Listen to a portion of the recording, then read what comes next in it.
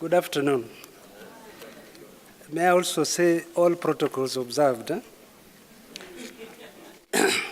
Yeah, I've come from Nairobi.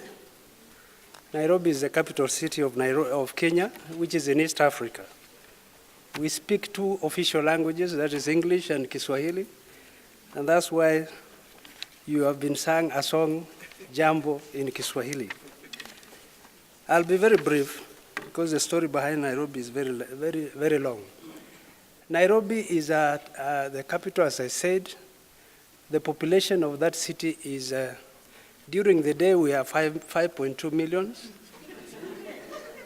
And as the sun sets, the population reduces to about 4.2. So I think that might be the only city in the world where 1 million people migrate to the suburbs, which are outside Nairobi, and they total 1 million.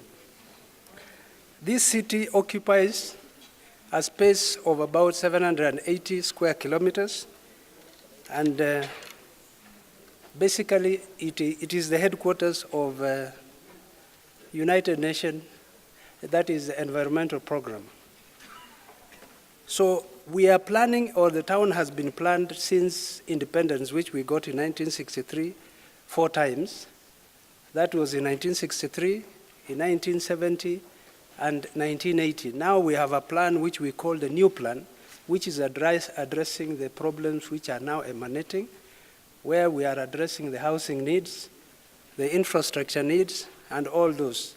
So the plan has actually been done and approved, and we are now implementing it.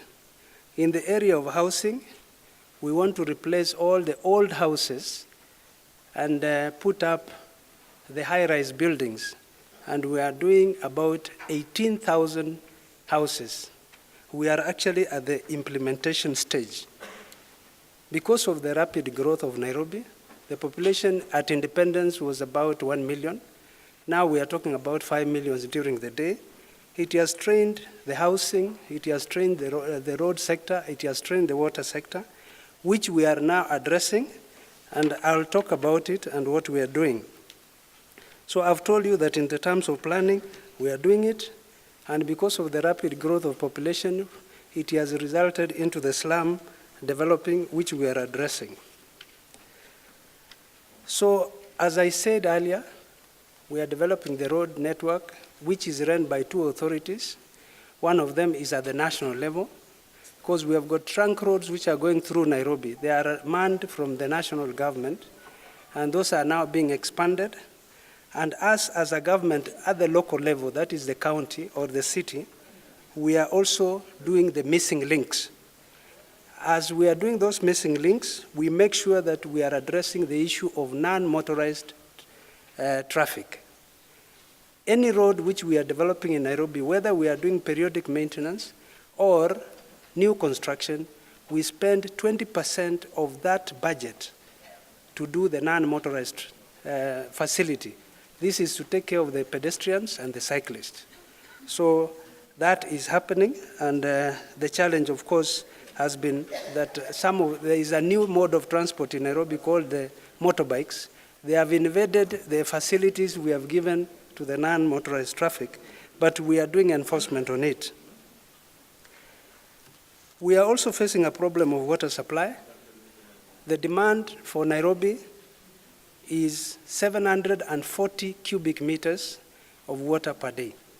But as I speak now, we are only able to supply 80%, which is about 570 meters cubed of water per day, and hence we are having a shortfall of 20%.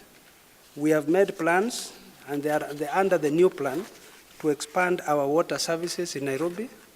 Unfortunately, we get our water from the neighboring highlands or neighboring counties, so we have to negotiate with them, given the new arrangement in government in Kenya.